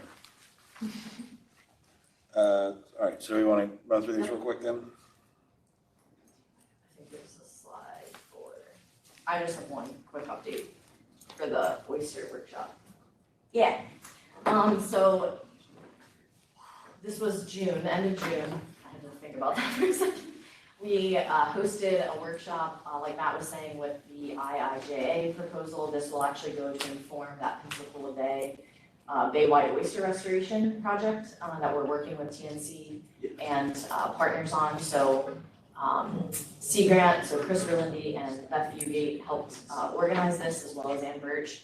And we had over 25 participants, and the goal really was to collaboratively identify sites for future oyster restoration in Pensacola Bay. So the picture in the middle is me rambling on about all the different oyster data that we have for the Pensacola Bay system to give people kind of an overview of where we are with all the different research that us and partners have completed in the last 2 years to kind of inform this next step. So I went over all of that first, and then we did breakout sessions, as you can see in these photos here, and we had big maps that everybody was writing on. We had 3 different groups, one talking about fisheries, so aquaculture and wild harvest. We had another group talking about habitat, and then another group talking about ecosystem services, so specifically erosion control, water filtration. And so we had really great discussion, and everybody had Post-it notes and color coordinated feedback on the maps. So I've been synthesizing that and making kind of a composite map of all that feedback, and we're going to use that to inform our proposal. So it's been perfect timing for all of that. So I obviously thank everybody that attended, and I think it was a really great turnout, lots of discussion. Mike was there. Yeah, I think you guys did a great job at the whole thing. A lot of times it's difficult to get those various user groups involved and working on similar pages, even though they might not be on the same page. Right. So I think you guys did an amazing job with that. Big kudos. Chris Verlindy, we have to thank for that, because she has such great connections with the fishermen and the residents. Like I can't thank her enough for getting everybody. She sends personal letters, calls people, like she has that touch. So we were very thankful for her. She's a great asset. Yes, definitely. Perfect. So yeah, that's it. Thank you. All right, before the outreach update, Matt, any parting words? No, the one thing that I failed to mention on the CCMP update is the team, our whole staff has been working on this diligently for now months, full years, I guess, at this point, but especially the last few weeks. And I can't, overstate how valuable and important they are to this organization. I greatly appreciate everything they are doing, because it is quite a hectic time when we're trying to get this out the door. But we couldn't be where we are without them. So just thank them for sticking with it. And on that note, I'm going to call in from outside. All right. Do good and decent. Yep. Don't come back with anything but a yes, okay? That's all right. All right. Well, we're really excited that we are receiving a NOAA BWET grant, which is a Bay Watershed Education and Training Grant. It's a 2-year grant. You received it for a total of $100,000, approximately $50,000 the first year, and the same in year 2. The first year really looks at teacher professional development opportunities. So we'll be working with teachers next summer to hold a week-long workshop. They'll be getting to go out to oyster farms, different restoration sites, really getting hands-on field opportunities. FWC is going to help us with some stat monitoring. So there's really a number of partners involved in this grant. So we're really excited about really utilizing all of the data and projects that are happening here locally as a case study for students to use. When this launches, we'll also have our oyster documentary in hand and completed. So that'll be a nice supplemental material for those students. And of course, it'll be available beyond the scope of this project, but it'll be a great resource. And then in year 2, those teachers will be working with them throughout the academic year. So this is eligibility for folks that are involved in Santa Rosa and Escambia County to work with them to have a project their students are working on throughout the year that really, we're giving them all this information, working with them, but they're having their own inquiries and trying to solve some of these complex watershed issues that we know touch not only on the environment, but the social, economic, cultural, historical aspects as well. And I want to give a shout out to Chris Berlindy as well and Charlene Morrow for helping and reviewing the application, and really a number of partners that are too long to list here right now that are lending their expertise all around oysters on that effort. And so we're still kind of nailing down some final paperwork before we officially announce this to the public, but stay tuned for that soon. Community grants, we're back. So we wanted to give you a recap of the last community grant cycles because those did officially close out. Maddie has been working really hard to get those people paid and those accounts closed out. So that's coming to an end soon, but all the work has been completed. So as you know, the Perdido Key Coastal Demonstration Garden was installed with the native plant community garden, and they had a ribbon cutting and on World Oceans Day, and their educational signage is up. So I encourage you to go see it, and maybe when the multi-use path is completed, you'll be able to hop on your bike and stop over and see it if you're not driving by. Santa Rosa County had the watershed awareness, and they installed 41 different watershed boundary signs, and I've actually seen them driving around myself, so it's exciting. I may have stopped out and taken photos and then report back to the team. It's exciting to see them in the wild. And then they're also coordinating the placement of 160 storm drain markers across the county as well. Escarosa Oyster Corps produced 57.75 tons of recycled shell from different local restaurants and seafood centers. And they had smooth cordgrass plants that were harvested. They worked with a local school to grow those and also had them come out and plant those at Florida Town Park, so that was exciting. And then really that core development for the Oyster Corps members, they gained a lot of experience, of course, during this process, working on these efforts. The UWF Historical Ecology Project, they completed those timelines that we mentioned before. That helped inform the CCMP, as well as really compiling a number of other resources and digitizing those so they're more accessible. And then they gave 3 public presentations on their final findings. One was on oysters in Perdido, and the other was at Pensacola, in downtown Pensacola. And they also had a seminar at UWF. Oyster reef video monitoring, that was a phase 2, I guess I could say, of the previous cycle. So that continues, so they could get different seasonality of that. So they had completed their video sampling for spring and fall and had that processed. IHMC completed the software and they developed a virtual community meeting center in that software and deployed cameras. Of note, they did not meet their full deliverables. So we were able to reimburse 75% for IHMC. They still anticipate achieving those, but they won't be reimbursed through our community grant program. So it has not been officially deployed with the broader public engagement that was expected. The Pensacola Mess Hall reached 1,700 children on their different field trips and had 2,000 different visitors that were able to experience the estuary exhibit that was installed at their center downtown. I may talk on this just for a second. So they called and gave me a tour of it. That's a topographical map to where you can, it's like on a pillow, and I think you can change the contours and then you can make it rain and see how it changes, how it changes with topography and where the water runs off and things like that. So, but in addition to this, they have a number of other exhibits. There's actually a map that shows all the watersheds across the United States, which if you just go in and see that is pretty cool just to see.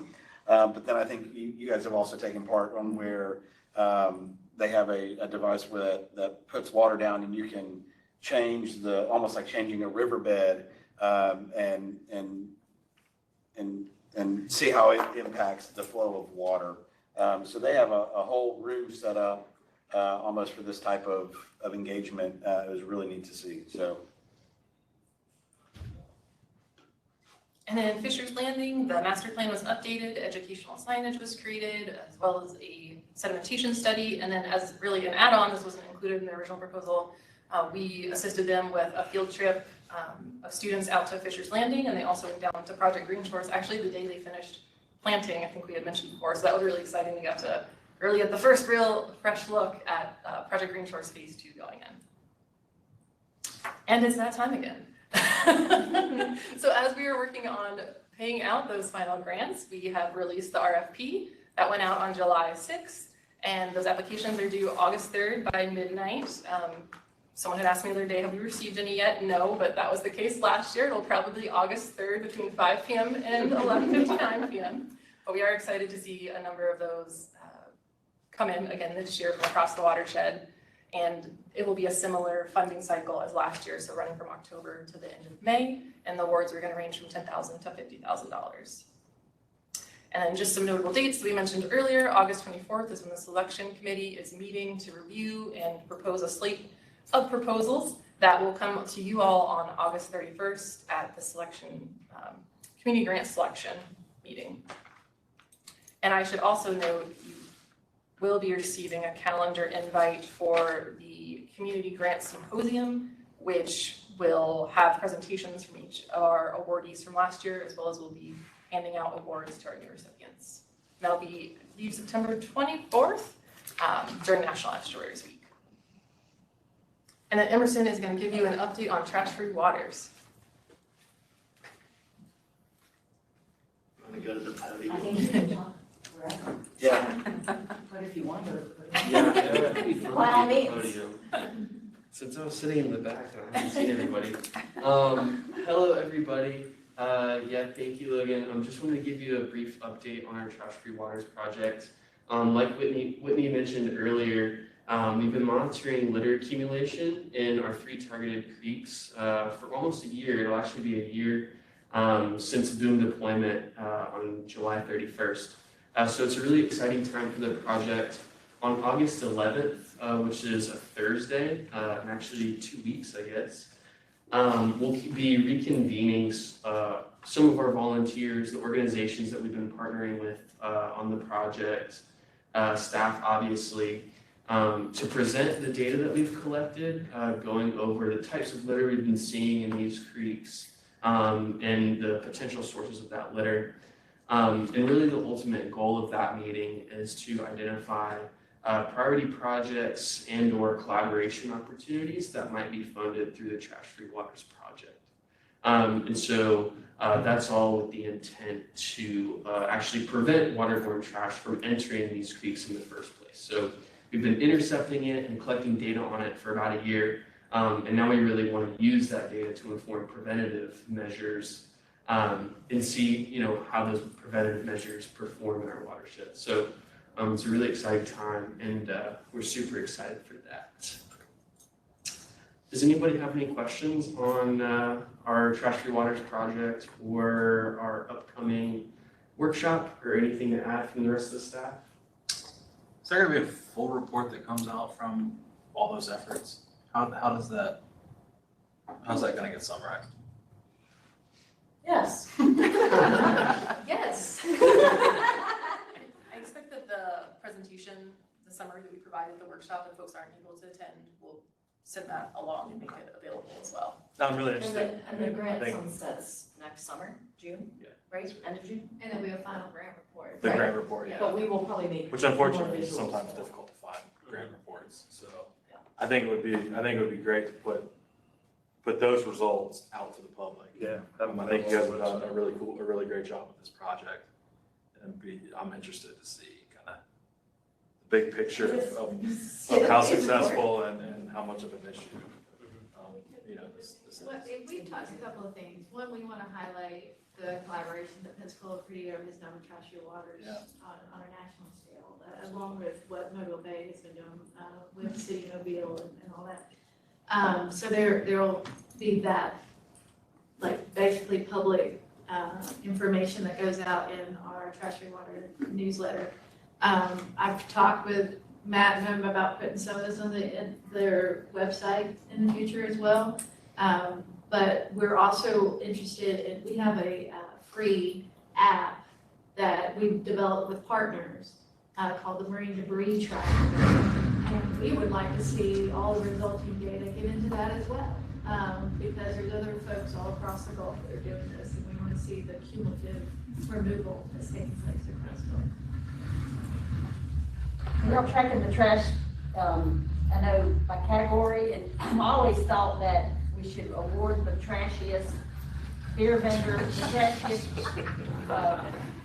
water bottle provider, and then that you just contact them and say, hey, we find your trash everywhere, so could you help us keep it from ending up? Here's your littering citation. Right. Yeah, but will you be that detailed with some of it, like, or just aluminum, paper, or with your, tracking?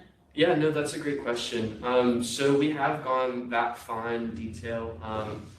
We have been using the EPA's Escape Trash Assessment Protocol, which actually, enables us to indicate not only like the material types like aluminum, but also like the source branding. So, if we find plastic bags from a local store, then we know that that's coming from there. So yeah, exactly. All of those kind of considerations are going to be compiled at a high level for, our workshop. And then I anticipate that, all of that data cumulatively will be, put into the Marine Debris Tracker and, other public facing reports and things.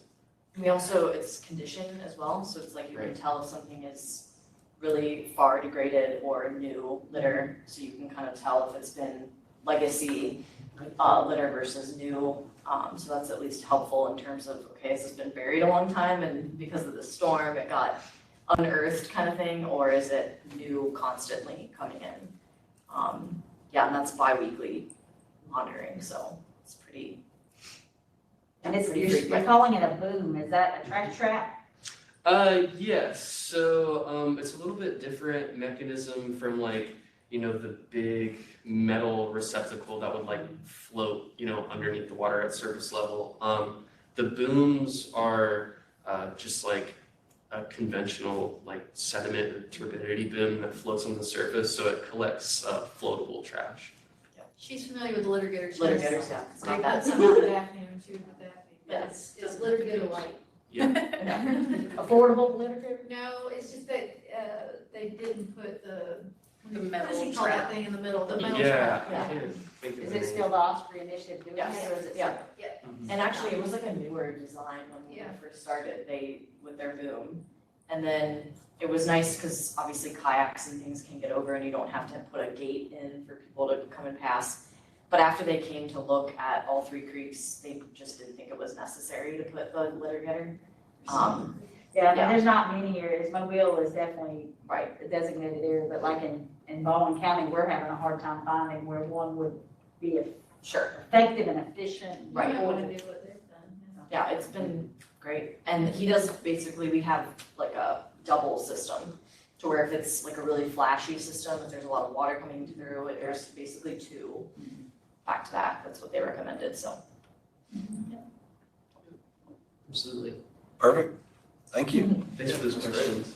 And then the other thing that I wanted to add, I don't know if it's on your agendas, but just to give you the update. Molly and Kate and I have been working to put together a team for an environmental justice working group. And so the intent of that group is to establish guidance or a strategy which will help us more meaningfully engage with underrepresented or underserved groups and communities throughout our watershed. Looking forward as we continue to expand our education outreach and other technical opportunities, we really want to be sure that we're engaging with all the diverse communities in our watershed. So just to make you aware of that, we've been working to put together a group of folks representing various sectors, so from healthcare to local prominent religious groups and things like that, so that we can really get holistic guidance in terms of making sure that we're supporting the efforts of environmental justice organizations and communities in our watersheds. Perfect. Thanks. All right. Thank you, Emerson. And what's your timeline? Early September. Okay. Sorry, I heard a couple of sighs when I mentioned that. I just want, And then Oak Blues is gonna steal it. I got a job for him already. Is your last day the 2nd? Yes. September? Yeah, should, right about the time. Terrible. Okay. All right. Well, glad you'll be staying engaged. We'll talk later. All right. It was borrowed. He's going to walk about for a while. Yeah. All right. Summer library programming? Yeah, so this summer, we did a very extensive library programming across Baldwin, Escambia, and Santa Rosa counties. We hit 14 libraries in total, and we had over 350 children involved. That's not including the adults that were also there. So it was really successful. The kids really got into it. A lot of the times we talked about trash-free waters, and they got very excited about all the trash and telling them how long it takes a plastic water bottle to break down. So it was really exciting. We had a lot of interest, had some kids come up and say, oh, I want to be a marine scientist. So it was super, super amazing. We also hosted touch tanks at these events. So we would go out prior to it and would involve some volunteers to come help us catch some local critters throughout the watershed. We've caught some really cool things along the way. So that's been super exciting, and we'll probably continue our singing volunteer efforts because it was a huge hit. So it was very successful library programming overall. Thanks to Maddie. All in how long? 2.5 months of actual programs, and we hit that many. And it was busy, but we did it. We got through it. It was awesome, and I definitely could not have done it without the entire staff behind me for this, and I pestered them for it, but they stepped up. They were always out there and willing to help, and it was great. I definitely couldn't have done it alone, so I definitely appreciate everybody stepping up for that one. And then the next thing is the homeschool programming. So I've recently been in contact with a homeschool group that's very interested in getting more environmental lessons into their homeschooling groups. So it's over 100 families easily that this homeschool group is in contact with. So starting next week, we have our first homeschooling event for our Estuary Academy. So we're really excited about this. It's going to be Beachside Blitz. It's going to be down on Park West, right before you get to Fort Pickens. We're going to be holding a touch tank for the kids to investigate critters. We will also be doing a nurdle survey to implement more of the trash-free waters, but a little bit of a different aspect. Nurdles are almost like microplastics across your beach. And so we got a hold of the Nurdle Patrol and we got a little kit, so we're excited to use that and go out there to run those surveys. We're also gonna do a beach ecology walk so that they now know about not only what's living in the water, but also everything on the land and plants that really help our beach environments thrive. And then also Santa Rosa County will be joining us and talking to them more about sea turtles. So we're really excited for this. We will be having this one on August 5th. We are planning another one over in the Navarre side, so Santa Rosa County. And then we're also looking forward to doing a Bay Buddies event. So at one of our bays, kind of focus more on a cleanup with the touch tank and the, beach ecology walk, sorry. Instead of having the Nurdle survey, we're gonna be doing like an actual trash cleanup. And then we're also gonna do creek collectors, which is gonna be really focused on that creek cleanup, stormwater runoff, and how topography really affects how that trash gets into our waterways. So we're really excited to get these started and hope to continue these, throughout the rest of our time, I guess. So, yeah. And I think Maddie may have been under-exaggerating, just slightly how much work the library programming was. So I really want to recognize her efforts, really making the grand tour. She was hardly in the office all summer. We're happy to have her back, but really appreciate all her work on that. And I had the opportunity to come into the one right here in Foley, and it was very well attended. It was great. I took my kids, they loved it. I think that was our largest one. Well, seeing the baby sea turtle, I know we had our first nest hatch earlier this week, so. Awesome. Yep, we had one last week as well. Right, that's good. Yeah. So, actually, I was going to the NACO, was surprised, I think Texas had something like 600 turtles pass due to the weather when they had the freezing temperatures. Wow. So I know, that was pretty, they had to take care of all of them and everything like that, but I was shocked to hear that, so. All right, well, great on the homeschool programming. Fall internships? Yeah, just wanted to give you an update. We did have that open and it closed. We had interviews finish up last week, so we are deliberating and hope to report back at I guess at August they will have started, so you will meet them. Wonderful. And then the National Estuaries Week. Yes, save the dates, there's many. So again, National Estuaries Week is a nationwide celebration of our estuaries. Really want to get folks out in the estuaries as well as provide different educational and awareness opportunities throughout that time period. And so Sarah is going to introduce, we talked about this briefly before, but give you an update on the Brews for the Bays program. Should be quick. Basically, during the entire week of National Estuaries Week, we are hosting a fun little local competition called Best Brews for the Bays. I did reach out to Baldwin, Santa Rosa, Escambia, and Okaloosa. We are just having Escambia and Santa Rosa participate due to lack of response. But it's going to be a really fun competition just to raise some awareness about our local estuaries. There will be educational coasters at each of these participating breweries. There's going to be some trivia nights. Even up in Milton, there's going to be like a Blackwater Bay River Walk. So it should be a pretty cool week.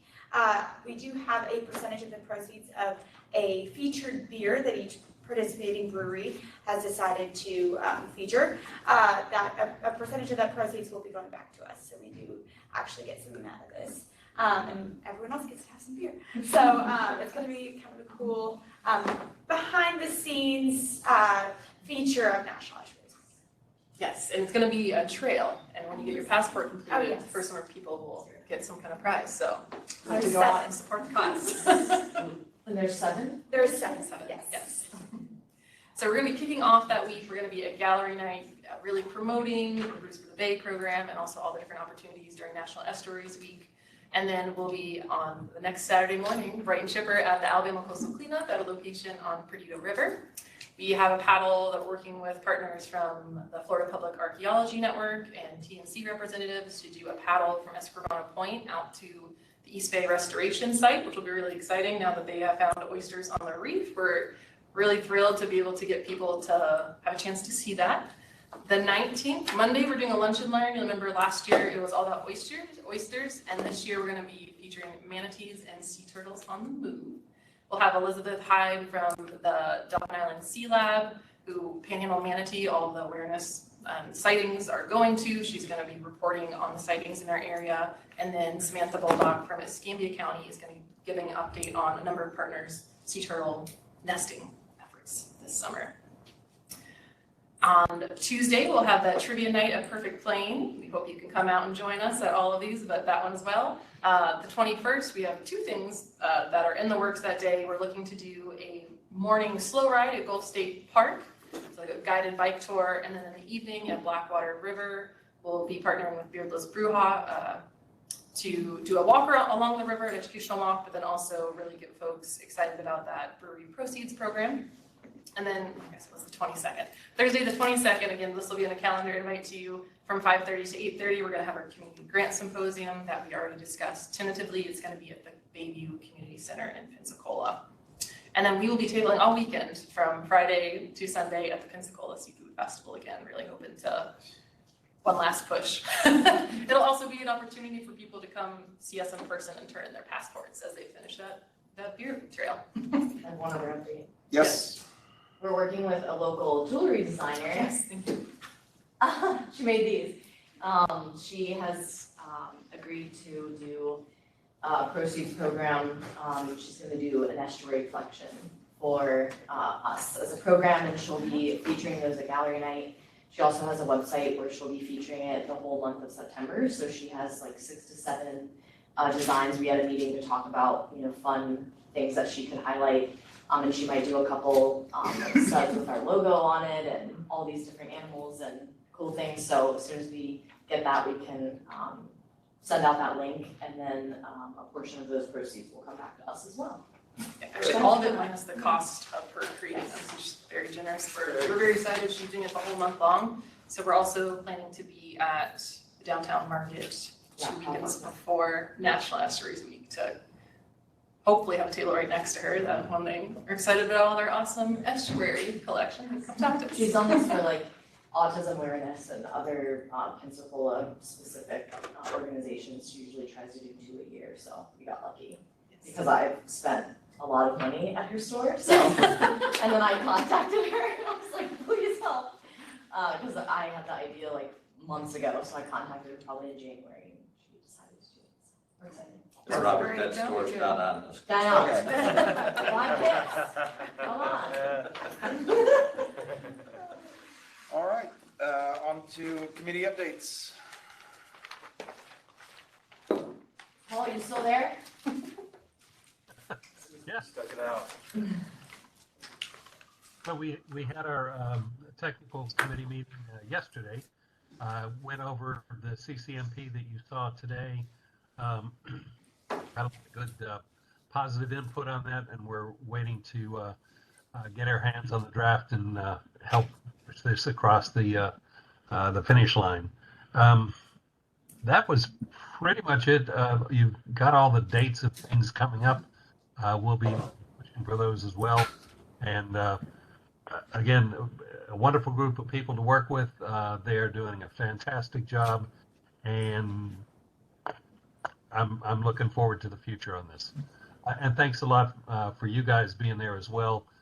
Without the support that you guys provide, this estuary program would have a hard time staying afloat. So you guys did a great job. Thank you. Thank you, Paul. Thanks, Paul. And the Oyster Soft community won't have an update because I already gave it. Okay. All right. Education and outreach. Hello, can you hear me? Oh, Jen. Yes. Oh, good. Hi, I really don't have much to add that Logan and her team is not already covered. We're eager to help with Estuary Week and also the conference planning. The only thing I wanted to say is in response to some of the discussion and great discussion and comments about our community grant selection process. One of the challenges that I see, I think that there's, some valid concerns that, most of the projects that are funded have been education and outreach. And and I think that is a function of the fact that of how much money is available for those grant applications. And, there's not a whole lot of shovel-ready, scientific studies, those kind of projects that we can do within, a $50,000 budget. And so if it's the will of most of the policy members, that we fund different kinds of projects. We had a little bit of this discussion after last year's. Then I think that those conversations should start now, and we don't get another year down the road, and really think about what it is that we want to fund with those.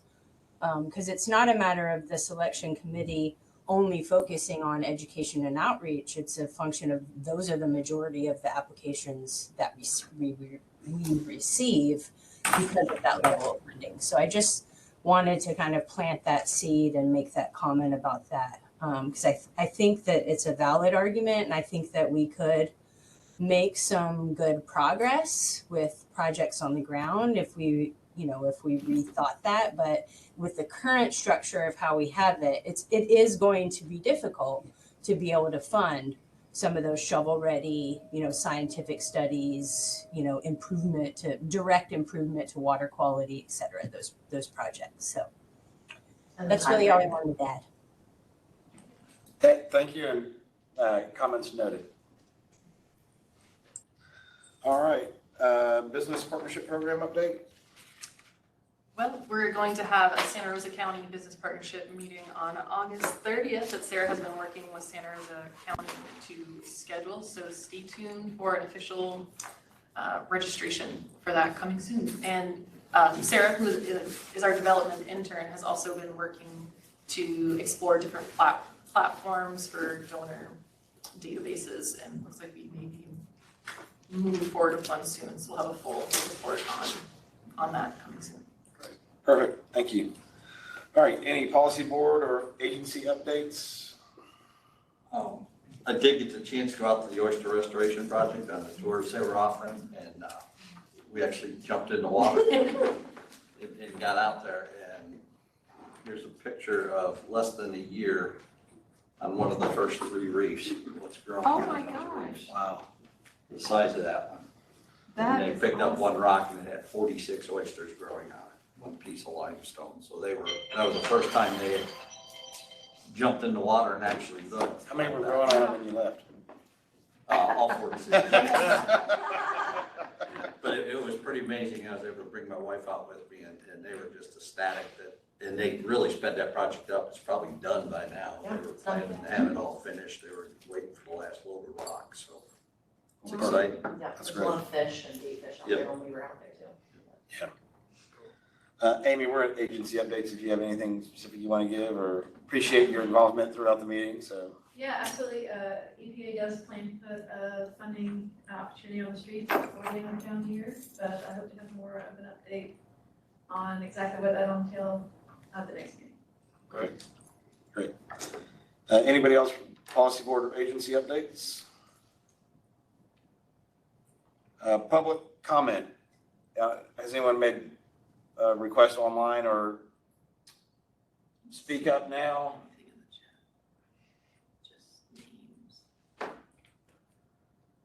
For the record, for that.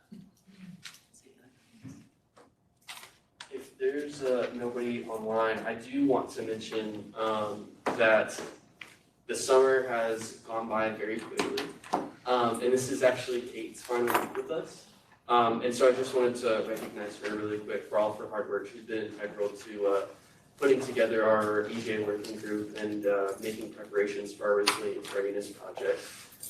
So just while everybody was here, just wanted to thank her for being here and for great stuff. Good job. All right, not seeing any, we don't have any other comments online or anything?